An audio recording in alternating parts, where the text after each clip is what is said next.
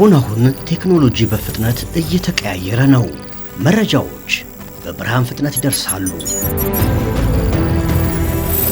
አገልግሎቶች በሰው ሰራሽ አስተውሎት ወይም በአርቲፊሻል ኢንተለጀንስ AI በቀላሉና በዘመነ መልኩ ይሰጣሉ። ውሳኔዎችም ቴክኖሎጂ መሰረት አድርገው በትክክለኛ መረጃ ላይ ይመሰረታሉ።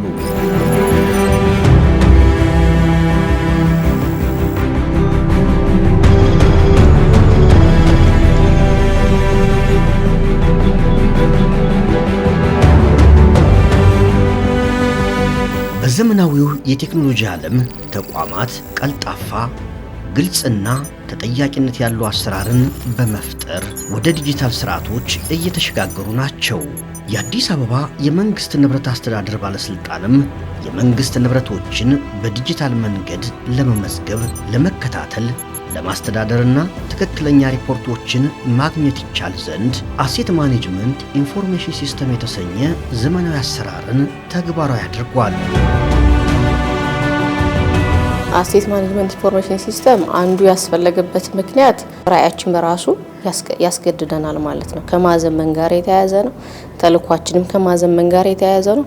አራቱ ስትራቴጂክ ጎል ላይ የተቀመጠው የባለስልጣኑ ላይም ከማዘመን ጋር የተያያዘ ነው። እነዚህ ሁሉ ስለማዘመን ካወሩ አተግባበራችን፣ አፈጻጸማችን ወደዚህኛው ተግባር መግባት አለብን ማለት ነው። ስናዘምን ደግሞ ከወቅታዊ ሁኔታ ጋር ማገናኘት ይኖርብናል። አብዛኛው የምዝገባ ስርዓቶቻችን ማኑዋል ስርዓት ስለሆነ ይሄንን በቴክኖሎጂ ሀብታችንን ደግሞ በቀላሉ ማወቅ ይኖርብናል። ሀብታችንን በአግባቡ ማስተዳደር ይኖርብናል። ቁጥጥር ማድረግ አለብን፣ ክትትል ማድረግ አለብን። ይህ ዘመናዊ አሰራር በአዲስ አበባ ከተማ ከንቲባ አዳነች አቤቤ አማካኝነት ህዳር 27 2016 ዓ.ም ተመርቆ ወደ ስራ ገብቷል። የንብረት አስተዳደርን ዲጂታላይዝ ለማድረግ በስርዓቱ ለመጠቀም ለማስተዳደር ግልጽነትን፣ ቀልጣፋ አገልግሎትን መስጠት በሚያስችል ልክ መተግበር እንዲቻል ሶፍትዌሩ ለምቶ ተሞክሮ ውጤታማ መሆኑ አንዱ ማሳያ ነው። ሲስተሙ የለማው በአዲስ አበባ ኢኖቬሽንና ቴክኖሎጂ ልማት ቢሮ ነው። አሴት ማኔጅመንት ኢንፎርሜሽን ሲስተም ሲባል ያው ቤዚካሊ የንብረትን መረጃ ሴንትራሊ ማኔጅ ለማድረግ ነው ዋናው ትልቁ ማናሻው ማለት ነው። እንደ ከተማ ያሉ ንብረቶችን ሴንትራሊ እንዴት እናስተዳድራለን፣ በአንድ ዳታቤዝ ወይም በአንድ መረጃ ኮድ አጠቃላይ የከተማውን የመንግስት ንብረት እንዴት ማኔጅ ማድረግ አለብን። ማኑዋሊ ስንሄድ ይሄኛው በጣም አስቸጋሪ ነበረ። ንብረት ተገዝቶ እስከ መወገድ ድረስ ያለውን ሂደት ሴንትራሊ ማኔጅ ማድረግ ማኑዋሊ አይቻልም። እንግዲህ ሲስተም ተለምቶ አያልቅም። በባህሪው አፕግሬድ ማድረግ አለ፣ አፕዴት ማድረግ አለ፣ የሆነ ነገር መጨመር ይኖራል ማለት ነው። ስለዚህ ሶፍትዌር ልማት ኮንቲኒዩስ ነው። ግን ወደ ስራ እስከምናስገባ ግን ወደ 6 ወር ምናምን አካባቢ ፈጅቶብናል። ባለስልጣን መስሪያ ቤቱ ኢትዮጵያ በቴክኖሎጂው ዘርፍ በ2030 ለተደርስበት ያቀደችውን ትልም ለማሳካት የበኩሉን እየተወጣ ይገኛል። የባለስልጣን መስሪያ ቤቱ ራዕዩ ራሱ የሚጀምረው በ2022 በኢትዮጵያ ዘመናዊና ስታንዳርዱን የጠበቀ ስርዓት የዘረጋ ተምሳሌት ተቋም ሆኖ ማየት ነው ይላል። በሁለተኛነት ደግሞ የሚያስቀምጠው ስማርት ሲቲ ከተማችን እየተገነባች ነው የምትገኘውና ስማርት ሲባል ውስጡ የራሱ መስፈርቶች አሉት። ቴክኖሎጂ ለአብነት ይጠቀሳል። ዲጂታል ኢትዮጵያ 2030 አንዱ ተቋማቶች ሚናችንን መወጣት ስለሚኖርብን ለዚህም ተቋማቶች ሚናችንን ስንወጣ ነው አሁን እንደ ሀገር የተያዘውን ራዕይ ድምር ውጤት ልናሳካ የምንችለው። ስለዚህ በሀገር አቀፍ ደረጃ በትልቁ የሚሰራው ስዕል ከታች ከጽህፈት ቤት ጀምሮ የምንጠቀማቸው የዲጂታል ቴክኖሎጂ አንዱ ስለሆነ በእኛም ጽህፈት ቤት ይህንን የሀገሪቱን ራዕይ ለማሳካት እንደ ጽህፈት ቤትም ይሄ አሴት ማኔጅመንት ኢንፎርሜሽን ሲስተም እየተጠቀምን እንገኛለን ማለት ነው። አሁን የምናየው ሞዴሎች ከሲስተሙ ጋር እንዴት አድርገን ኦዲት እናደርጋለን የሚለው ነው። አሴት ማኔጅመንት ኢንፎርሜሽን ሲስተም የታለመለትን ግብ እንዲመታ ለማዕከል ለየክፍለ ከተሞችና ለተቋማት አመራሮችና ፈጻሚዎች ስልጠና ተሰጥቷል። የተጠቀምነው የአሰልጣኝ ሰልጣኝ አካሄድ ነው የተጠቀምነው ማለት ነው። ቅድመ ዝግጅቱ ሲገባ የአዲስ እንደመሆኑ መጠን ለሁሉም አዲስ ነው። ሁሉም የነበረው የምዝገባ ማኑዋል ስርዓት ስለነበረ የአዲስ አበባ ቴክኖሎጂ ልማት ቢሮ አንዱ ያደረገው የማሰልጠን ስራ ነው። 673 ተቋም ተደራሽ እናደርጋለን። ሊጨምርም ይችላል። ከዚህ በኋላ ቅርንጫፍ ጭምር ከሄደ እስከ 800 ሊሄድ ይችላል። ንብረት ያለባቸውን ሁሉ የመንግስት ተቋማቶች ስለሚመለከተን ማለት ነው።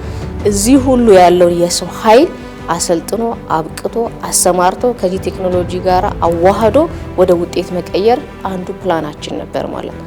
በ5 ክላስተር በማድረግ ነው ስልጠናው የተሰጠው።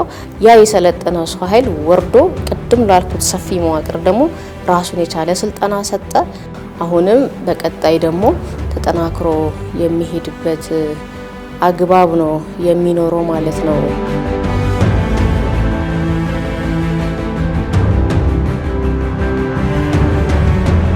ማስተካከያዎች አድርገናል።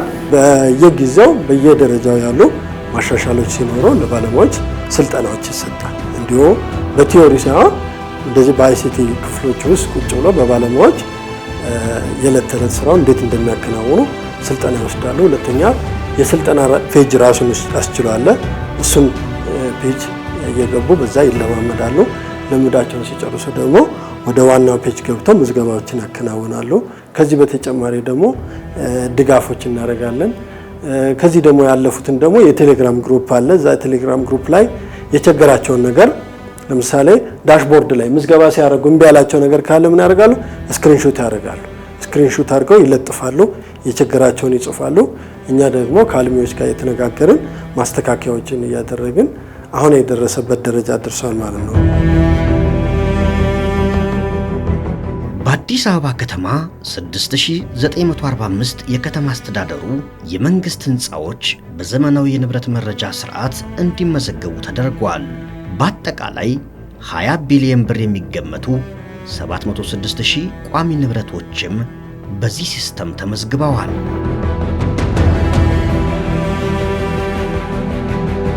አንድ አመትና ከዛም በላይ አገልግሎት ይሰጣሉ ተብለው የሚታሰቡ ዋጋቸውም ከ1000 ብር በላይ ዋጋ ያላቸው ንብረቶች እንግዲህ ቋሚ ንብረቶች ተብለው በቋሚ ንብረት አስተዳደር ስርዓት ውስጥ የሚተዳደሩ ናቸው። ተቋማት አምነውበት 16 ኮለመንት ተዘጋጅቶላቸው ስለዛ ንብረት ስለተገዛበት ዋጋ ትክክለኛ መገለጫው ተቀምጦ ስለዛ ንብረት ምንነት ስሙም ጭምር ዳታው ጠርቶ ከመጣ በኋላ ፋይናል ሲደረግ በእኛ በኩል አክሴፕት ከተደረገ በኋላ እንግዲህ የይለፍ ቃል ይሰጣቸውና ሲስተም ላይ ምዝገባ ይመዘገባል ማለት ነው።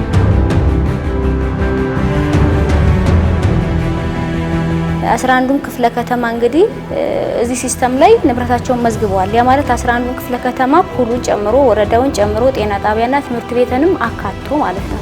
እስከዛሬ ያለው የንብረት አስተዳደር የምዝገባ ስርዓት ምዝገባውም አስተዳደሩ በማኑዋል ላይ የተመሰረተ ነው። ስለዚህ ይህንን ማዘመንና የተቀላጠፈ እንዲሆን ማድረግ ነው። ይሄ አጠቃላይ የምናየው ዳሽቦርድ ነው። ይሄ ዳሽቦርድ አጠቃላይ ምዝገባዎችን የምናይበት ነው ማለት ነው። እዚህ ሲስተም ውስጥ የተመዘገቡ አጠቃላይ መረጃዎች በዚህ ዳሽቦርድ የምንፈልጋቸውን ያሳየናል ማለት ነው። ምን ያህል ምድብ አለ፣ ንዑስ ምድቡ ምን ያህል ነው፣ አጠቃላይ የተመዘገቡ ንብረቶችና ተጠቃሚዎች ምን ያህል ናቸው። አሁን ከዚህ በፊት የነበረው ንብረትን እንመዘግባለን፣ የተጠቃሚዎች ብዛት ምን ያህል ነው የሚለው ደግሞ በዚህ ተቋም ምን ያህል ሰራተኛ አለ ቢባል ወደ ሰው ኃይል ነው የምንሄደው። አሁን ላይ ግን ንብረቱንም የተጠቃሚውንም ብዛት መረጃ እንዲኖረን ያስፈልጋል ማለት ነው። ይሄ ከሰው ኃይል የሰው ኃይል አስተዳደሩ ጋር በተጨማሪ በንብረት አስተዳደሩ ያሉንን ሰራተኞች መረጃ ለማወቅም ጭምር ያግዛል ማለት ነው። ስለዚህ አጠቃላይ ንብረቶችን የምናስተዳድርበት ነው የተቀላጠፈ አገልግሎት መረጃዎችን በምንፈልገው አግባብ ለማግኘት የሚያስችል ነው ማለት ነው። 490 ተቋማት ወጪና ገቢ ንብረቶችን በኦንላይን አገልግሎት እያገኙ ናቸው። አጠቃላይ እንግዲህ ምን ያክል ተጠቃሚ ማለት ይሄን ንብረት በስቤ ነው ያለ ብለው አምነው አሁን ላይም አገልግሎት እየሰጡበት ያለ የመንግስት ንብረትን በስማቸው የወሰዱ ተጠቃሚዎች ደግሞ ስንት እንደወሰዱም ጭምር እዚህ ጋር ከተጠቃሚ እጅ ያሉ ንብረቶችንም ብዛታቸውንም ያሳየናል። በምዝገባ ሰዓት ላይ ኮምፒውተር መመዝገብ ያለበት ጠረጴዛ ብሎ ቢመዘግበው ግዴታ ሰው ነው፣ አይሳሳትም አይባልም። ከተሳሳተ እንግዲህ ምን እናደርጋለን ማለት ነው? ባለስልጣን መስሪያ ቤቱ በበላይ ኃላፊ ተፈርሞ ከመጣለት ያን ንብረት እንዲስተካከል ያደርጋል። እዚህ ጋር ስንመጣ የተቋማት ትስስርን ያሳያል። የተቋም ትስስር ደግሞ ለምንድን ነው ያስፈልገው? አንዱ ተቋም ላይ የማያስፈልግ ንብረት ወደ ሌላ ተቋም ትራንስፈር ይደረጋል።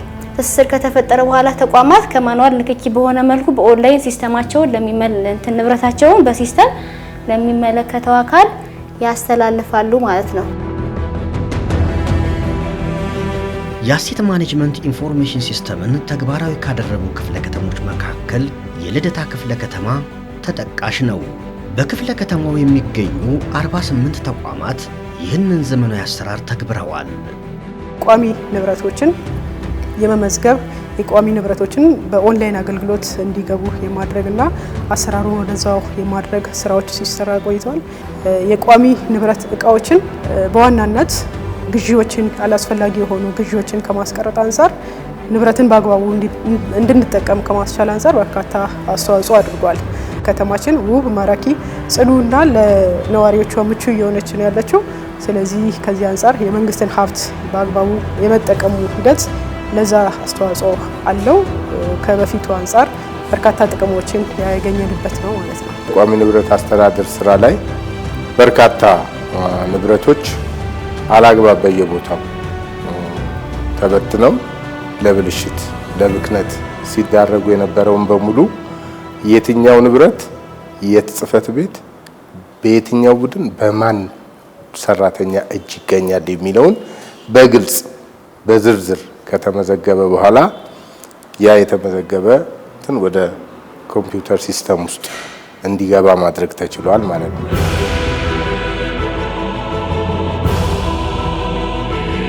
ማንኛውም ፈጻሚ ቢሮ ሆኖ ይሄኛውን እዚህ ግምጃ ቤት መጥቶ ይሄኛ ሞዴል 20 ወስዶ መዝግቡ እንደገና ለቃል ፈልጎ ቢሮ ሆኖ መጠየቅ ይችላል። ቢሮ ሲጠይቅ ከጸደቀለት በኋላ ቀጥታ ስቶ እቃውን መስቶ ፒክ አድርጎ መውሰድ ብቻ።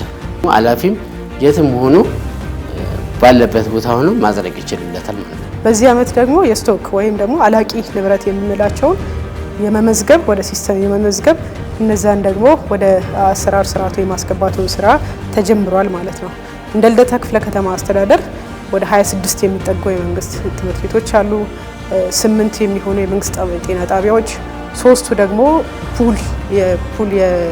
የክፍለ ከተማ ላይ ያሉ ፑሎች እና ፖሊስ መምሪያን ጨምሮ 10ም ወረዳዎች ሲጨመሩ ወደ 48 የሚጠጉ ተቋማቶች አሉ ማለት ነው።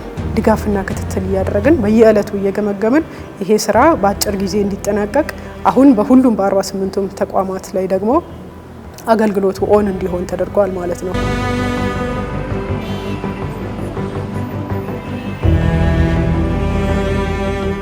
የካ ክፍለ ከተማ በስሩ 74 የመንግስት ተቋማት አሉት። የክፍለ ከተማው የመንግስት ንብረት አስተዳደር ጽሕፈት ቤት የመንግስት ንብረቶች እንዳይባክኑ የክትትል የቁጥጥርና የድጋፍ ስራዎችን ይከውናል። 60 ተቋማት የቋሚ ንብረት ምዝገባ አድርገዋል። እኛ ጋር ሁሉም ቋሚ ንብረቶች በኦንላይን ተመዝግበዋል። እሱን ማንም ሰው መረጃውን ማየት ይችላል፣ መረጃ መከታተል ይችላል፣ መቆጣጠር ይችላል። ሁለተኛ ላይ የሰራ ነው እነዚህ አላቂ እቃዎች ላይ ስቶክ ላይ ከሁለት አዲስ ካልኳቸው ውጪ 60ም ተቋም ስቶክን ወጪውም ገቢውም በኦንላይን ነው። የኛ ልጆችም ተባብረው እዛ ጋር ወይ በየወረዳውና በየተቋማትም ያሉ ሰራተኞቹን በመተባበር ኦልሞስት 60ንም ጨርሰናል። ያለግባብ የሚባክን የመንግስት ንብረት የለም ብለን ነው የምናስበው። ጠያቂ አለ፣ ተቀባይ አለ፣ አጽዳቂ አለ። ስለዚህ እነዚህ ሰዎች ናቸው ስራውን ራን የሚያደርጉት። ጠያቂ የሚሆነው ባለሙያው ወይም ንብረት የሚፈልገው አካል። ባለሙያው ስንል እኔም ንብረት እፈልጋለሁ፣ ንብረት ስፈልግ ስቶር እጠይቃለሁ። ስለዚህ የምጠይቀው በሲስተም ነው። በሲስተም እጠይቃለሁ። ልክ ሲስተሙ ደግሞ ተጠያቂው አካል የምንለው ጋር ያደርስልናል ማለት ነው። ማን ስቶር ኪፐሩ ጋር ይደርሳል። ስቶር ኪፐሩ ወዲያው ያይና እሱን ደግሞ ወደ አጥራቂው እዛው ያስተላልፋል። በአጭር ጊዜ ነው የሚያልቅ። የእግር ምልልስ የለም። በሲስተም ነው ይሄ ሁሉ ስራ።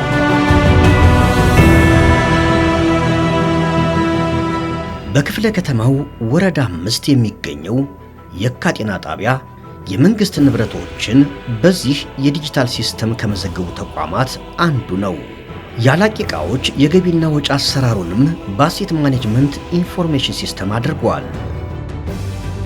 እያንዳንዱ ሰራተኛ እኛ በኦንላይን ያስገባነውን ዕቃ የሚፈልገውን ዕቃ ለመጠየቅ ወይ በኮምፒውተሩ ወይ በስማርትፎኑ ይጠይቃል። 119 ተጠቃሚዎች አሉ። ለመጠየቅ እዚህ ጋር ይሄ ንብረት ምረጥ ይላል። ለምሳሌ ወንበር መርጣለሁ። ከዛ ወንበር ከዛ ለማን እልካለሁ? የሰራተኛው ስም ይሄው የሰራተኛው ስም እዚህ ጋር ይሞላል። ከዛ እዚህ ጋር ለማን ለኃላፊ አስተላልፋለሁ። አዲስ ጥያቄ ሲሆን ነው ይሄንን ክሊክ ስናደርገው ራሱ ይመጣል። አዲስ የተላከ ካለ እቺ ሜሴጅ እናያለን። በስማቸው ማማን ምን ይዟል ምን አለ የሚለውን ያሳየናል። ለስራ አቅሎልኛል። በፊት ያለው መጨቃጨቅ የለም። ተማምነንበት ነው የምንሰራው።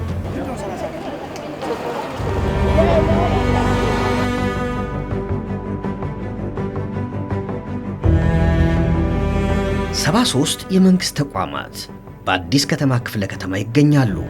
የክፍለ ከተማው የመንግስት ንብረት አስተዳደር ጽሕፈት ቤት በእነዚህ ተቋማት ውስጥ የንብረት ቁጥጥር ስራዎችን ይሰራል።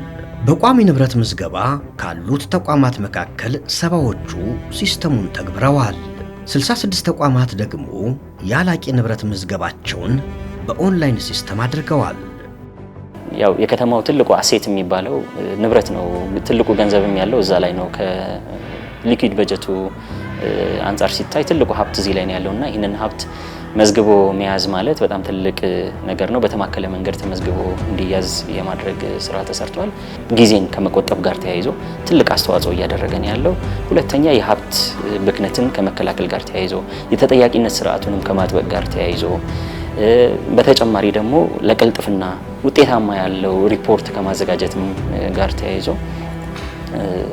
ውጤታማ በሆነ መንገድ ለመጠቀም ጥረት እያደረግን ያለ ነው። በዚህ ልክም ውጤት እያየንበት ነው ያለ ነው። ቀሪ ወደ 7 የሚሆኑ ተቋማት አሉን። የተለያየ ምክንያት ያላቸው እነዚህ ተቋማት በቀጣይ ወደዚህ ሲስተም የሚቀላቀሉበት ሁኔታ ይኖራል ማለት ነው።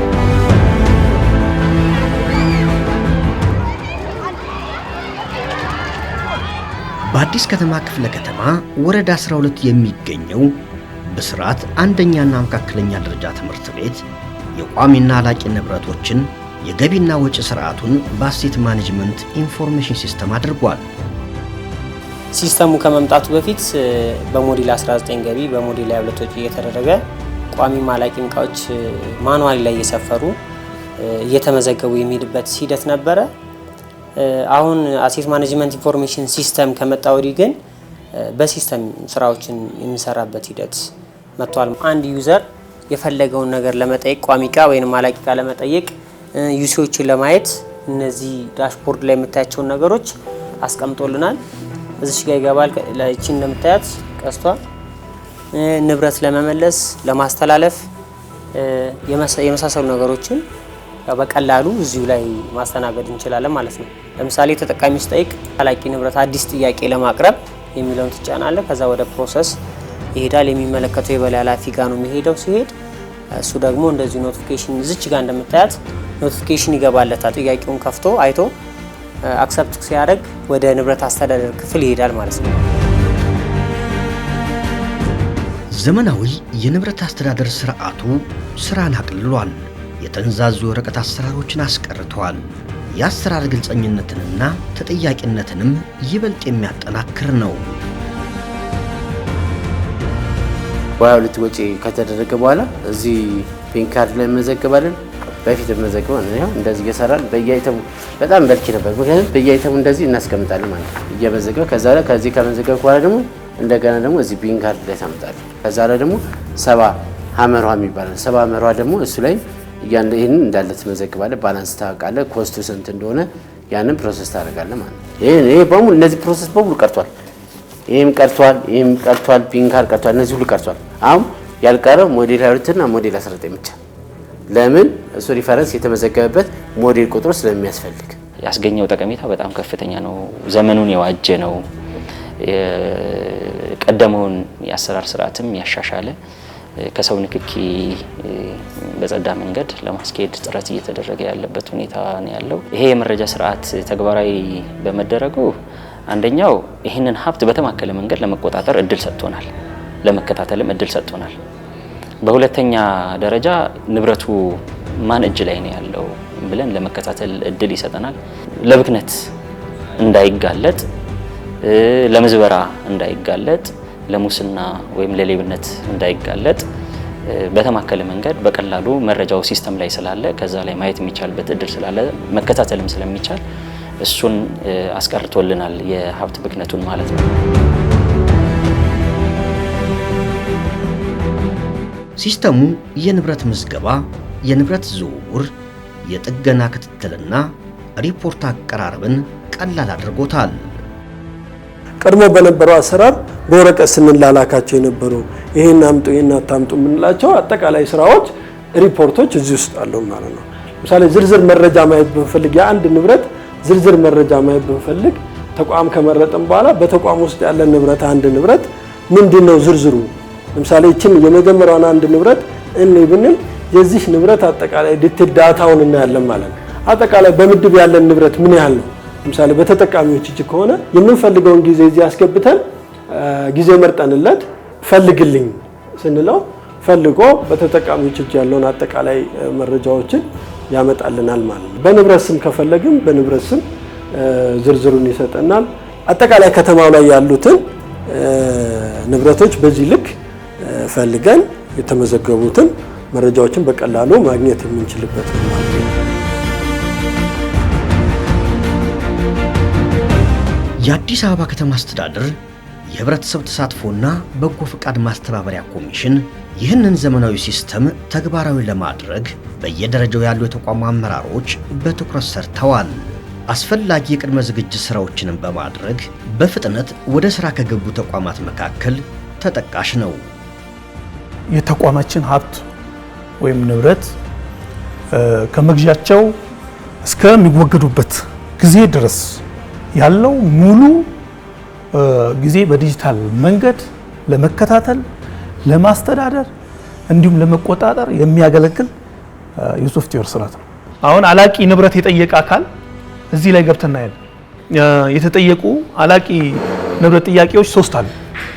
እነማን ናቸው የሚለውን ነገር ደግሞ ይህንን በመንካት ማየት ይቻላል ማለት ነው። ይህንን እየነካን አግባብነቱን ካየን በኋላ ምላሽ እየተሰጠ ሞዴል ቁጥር እያስገባን ምላሽ እየሰጠን እንሄዳለን ማለት ነው። ቶታል አሴታችን ይህንን ያሳያል። አላቂ ይህንን መመዝገቡን ያሳያል ማለት ነው። ስቶር ላይ ይሄ ንብረት አለን ወደ 11889 አላቂ ካለ ማለት ነው። እያንዳንዱ ንብረቶች ከንብረት ባለስልጣን የተሰጠን ሳምፕል ኮዶች አሉ። ቀላል ምቹ የሆነ የንብረት መከታተያ ስርዓት ነው።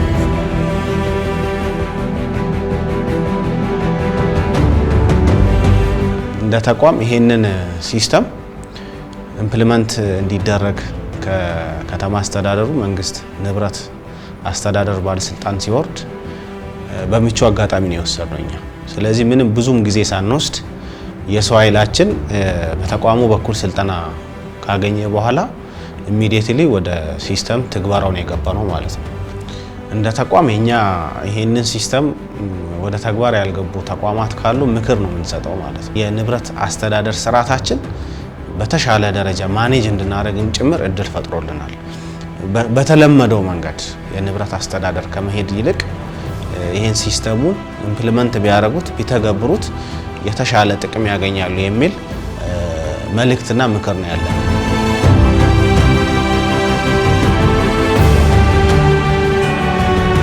አሴት ማኔጅመንት ኢንፎርሜሽን ሲስተም ከንብረት ቅበላ እስከ ማስወገድ ያሉ ሂደቶችን ግልጸኝነትና ተጠያቂነት ባለው መልኩ እንዲከናወኑ ምቹ ሁኔታን ፈጥሯል። የተጠገኑ ንብረቶችን እዚህ ውስጥ የትኛው ተቋም ምን አስጠገነ የሚለውን መቼ ቀን መቼ ነው ወጪውስ በምን ያህል ነው የተጠገነው አጠቃላይ ዋጋው አሁን ያለበት ሁኔታን ጭምር ይሰጠናል ማለት ነው። ሌላው የምናከናውነው የማስወገድ ነው። ተጠግነው ወደ ስራ መዋል የሚችሉትን ጠግነን ወደ ስራ እናስገባለን። ተጠግነው ደግሞ ወደ ስራ መግባት የማይችሉትን ለይተን ወደ ማስወገድ እንልካለን ማለት ነው። ድሮ በነበረው ግን እንደዚህ አልነበረም። ደብዳቤ ማድረስ አለ፣ መመለስ አለ፣ ጠፋብኝ ደብዳቤው እንደገና ስጡኝ፣ በጣም ብዙ ሂደቶች ነበሩ። እነዛን ሂደቶች የሚያስቀር ነው ብለን እንወስዳለን። ይበልጥ ለኦዲቲንግም ለክትትልም ለቁጥጥርም አመቺ ነው ብለን እንወስዳለን። የማስወገጃ ዘዴዎችን ብንወስድ ማስወገጃ ዘዴዎች አሁን ባለው መመሪያ እነዚህ ማስወገጃ ዘዴዎች ናቸው ያሉ ማለት ነው። ማስወገጃ መንገዶች ይቀነሱም ይጨመሩም እዚሁ ላይ ኤዲት ማድረግ ይቻላል ማለት ነው።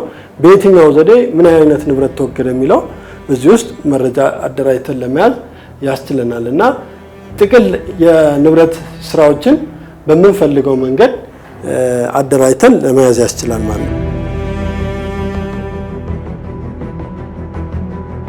ንብረቶች በቁጠባና ለታለመለት ዓላማ ብቻ እንዲውሉ በማድረግ ስርቆትንና ብክነትን በመከላከል ፍትሃዊ አጠቃቀም እንዲኖር ያስችላል። የሥራ ፍጥነትና ቅልጥፍናንም ይጨምራል። ይህ ሲስተም ብዙ ጊዜያት ይወስድ የነበረውን የተቋማት የንብረት መረጃ ፍለጋንና የሪፖርት ሥራን አቅልሏል። የሪፖርት ጥራት፣ የመረጃ ቅብብሎች ጥራት፣ የውሸት መረጃዎችንም የመቀነስ የብልሹ አሰራርን የመቀነስ ለዚህ ማሳያ ብንወስድ ንብረት መሰረዝ በሲስተሙ የሰጠው ለባለስልጣን መስሪያ ቤቱ ነው። ታች ያለው ወይንም ተቋማቶች ንብረት መሰረዝ አይችሉም ተነስተው ለፖሊሲ አውጪዎች ለውሳኔ ሰጪዎች የሚያግዝ ነው የሚሆነው። ለአብነት ብንወስድ ፋይናንስ ቢሮ ውሳኔ መወሰን ከፈለገ የስቶክ ክምችት ያለባቸውን ተቋማቶች የቱ ጋር ነው ብሎ ማየት ይችላል። በጀት አመዳደብ ላይ ባላንስ ማድረግ ይችላል ማለት ነው። ዋናው ኦዲተር ኦዲት ማድረግ ቢፈልግ በቀን አለው ወደ ኋላም ሄዶ ወደ ፊትም ሄዶ በዛ ልክ ለምቶ የመጣ ስለሆነ የነሱንም ጊዜም ጭምር የሚያቃልል ጉዳይ ነው ማለት ነው። የንብረት ኦዲትን በተመሳሳይ ገብቶ ኦዲት ማድረግ ይችላል። እያንዳንዱን ንብረት እያንዳንዱ ሰራተኛ ጋር ያለችውን ቋሚ ንብረት በሙሉ በዝርዝር ቆጥረህ በግንባር ነው የምታረጋግጠው። ከ3 እስከ 5 ያሉት ኮሚቴዎች በየእንትኑ አዋቅረህ እየዞሩ አሁን ላይ እሱ አይኖርም። ሲስተም ላይ የተመዘገበው ንብረት ሰራተኛው እጅ በትክክል አለ ወይ አንድ ባለሙያ ቼክ ያደርጋል። እያንዳንዱ ባለሙያ ከቴክኖሎጂ ጋር ቅርበት ኖሮት ያወቀውን ደግሞ ወደ ሌላ ተቋም ሄዶ የማሰልጠን ከራስ ያለፈ ደግሞ እውቀትን ጭምር የማጋራት ሂደት ፈጥሯል። የሰራተኛውን ጉልበት ጫና የሚቀንስ ነው። የወረቀቶች መብዛት የጤና ላይ የሚያመጣቸው ጉዳቶች አሉ። ወረቀት እየበዛ ሲሄድ ብዙ ነገር የመዛግብቱ ወረቀት ከሆነ ሽታ አለው። ያ በባለሙያዎቻችን ላይ ራሱን የቻለው ተጽዕኖ ያሳድራል። አሁን ኮምፒውተር ነው በቀላሉ ቅድም ያልኩ 700 ምናምን ሺህ ንብረት እንደ አንድ ተቋም ላይ 10 ሺህ ንብረት እንኳን ቢሆን አንዱ ጋር 700 እንኳን ቢሆን ወረቀቱ ይቀርና በላፕቶፑ ወይንም ደግሞ በዲስክቶፑ ላይ ተሰብስቦ ይቀመጣል ማለት ነው። የተገዙ ቋሚ ንብረቶች በየዓመቱ የእርጅና ቅናሽ ይሰላላቸዋል። ይህ ሲስተም ወደ ሥራ ከመግባቱ በፊት የእርጅና ቅናሽ አሰራሩ እጅግ ኋላ ቀር ነበር። የእርጅና ቅናሽ በ10% መናሰላውን እዚህ ጋር ዋጋውን እንመዘግባለን። ከዛ እያለ ወደ ታች የእርጅና ቅናሽ እየመዘገብን እያባዛን እያካፈልን እንደዚህ እንሰራለን ማለት ነው በእጃችን። እሱ ብቻ አይደለም። ለአንድ ንብረት የእርጅና ቅናሽ ሲሰራ አንድ ወረቀት ያስፈልጋል። 500 ንብረት ቢኖርህ 500 ወረቀት ትጨርሳለህ። ስለዚህ ይሄ የእርጅና ቅናሽ የተንዛዛ አሰራርን ማስቀረት ይቻላል። አሁን ግን የእርጅና ቅናሽ ሲስተሙ ላይ ገብተህ የእርጅና ቅናሽ ሰርተህ ስጠኝ ማለት ብቻ ነው ጥያቄ የሚጠበቅብህ። ስትጠይቀው ራሱ የእርጅና ቅናሽ በየአመቱ እየሰራ ይሰጣል ማለት ነው። ስለዚህ ዲፕሪሺየሽን ኮስቱ አክቹዋል ቫልዩን ያንዳንዷን ማኔጅ ማድረግ ይቻላል ማለት ነው። ማለት በቀላሉ ሲስተሙ ራሱ ደምሮ እንደ ከተማም እንደ ተቋምም እያንዳንዱ ተቋም ላይ ያለውን አክቹዋል ቫልዩ አክቹዋል አሴት ቫልዩ ማወቅ ይቻላል ማለት ነው። በንብረት ስም በንብረት ካቴጎሪ ስም ንብረት ካቴጎሪ ሲባል ማጓጓዣ ቢሮ መገልገያ እቃዎች ስንል እንዳለ ካቴጎሪው ኮድ አላቸው። በዛ ኮድ እንደ ከተማ ያለውን ዲፕሪሺየሽን ቫልዩ ማወቅ እንችላለን ማለት ነው። በቀላሉ ዛሬ ላይ ሆነንም ወደ ኋላ 2 ቀን 3 ቀን ሄደንም ወደ ኋላ እንደመት ሄደንም እንደፈለግን አክቹዋል ቫልዩን ማወቅ እንችላለን ማለት ነው። በአዲስ አበባ ከተማ አስተዳደር አስፈጻሚ አካላትን እንደገና ለማዋቀር በወጣው አዋጅ ቁጥር 84/2016 ከተዋቀሩ አስፈጻሚ አካላት አንዱ ነው። የመንግስት ንብረት አስተዳደር ባለስልጣን መስሪያ ቤቱ ከጥሬ ገንዘብና ከመሬት ውጭ ያሉ ንብረቶችን ያስተዳድራል።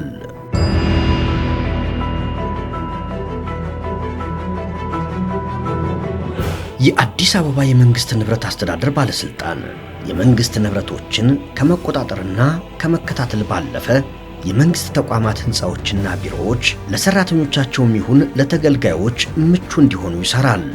ይህንን መሰረት በማድረግ የተቋማት ምድረ ግቢ ውብና ጽዱ እንዲሆኑ ሰርቷል፣ እየሰራም ይገኛል።